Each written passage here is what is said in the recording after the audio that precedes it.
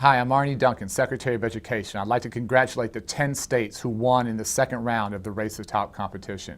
We've seen extraordinary progress around the country. 46 states have submitted plans between the two rounds, and we want to work with every single one of them going forward to help them implement their daring and comprehensive reform plan. That's U.S. Secretary of Education Arnie Duncan in 2010 announcing Hawaii as a round two winner in the Race to the Top federal education reform grant. Particularly for disadvantaged children, this is so hugely important. This is a game changer. If states figure out how to better use data systems so students don't get lost along their education trajectory. Hawaii hit a stumbling block since that time, but the Aloha State has bounced back. And this week, Secretary Duncan himself paid a visit to the islands. Governor Neil Abercrombie spoke about the pending visit with pride over the weekend in Hilo. You don't have to go any further than this island to find progressive principals and teachers and parents who understand the importance of having digital devices in the hands of the youngest children so that they can compete in the 21st century.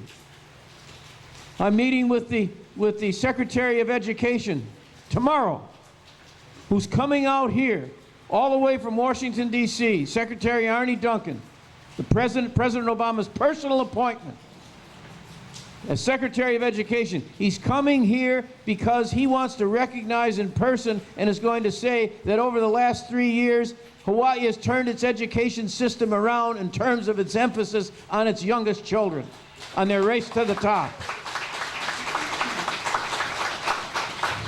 You recall 3 years ago, headlines in the paper that we were going to be ineligible for the Race to the Top money because we didn't qualify. That's turned around 180 degrees, so much so that the Secretary is coming out here in person to tell us about it. Duncan visited 2 schools on Monday before returning to Washington, D.C. Kawaihona o Ka Nauau, a public charter school in Nanakuli, where the Secretary helped pound kalo, and Waipahu High. Duncan was joined by Governor Neil Abercrombie and School Superintendent Catherine Matayoshi in reflecting on the Race to the Top progress made during the past 3 years.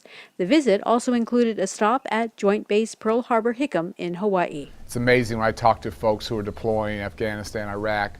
They never ask for anything for themselves. All they say is, help my children get a good education. And it's the most selfless sense of service you've ever seen. And I think the military families community across the country can be a powerful voice cutting through the politics, cutting through the ideology. Hawaii is the 50th and final state to welcome Secretary Duncan during his tenure. Prior to this visit, the last U.S. Education Secretary to visit the islands was Richard W. Riley in 1994 under President Bill Clinton.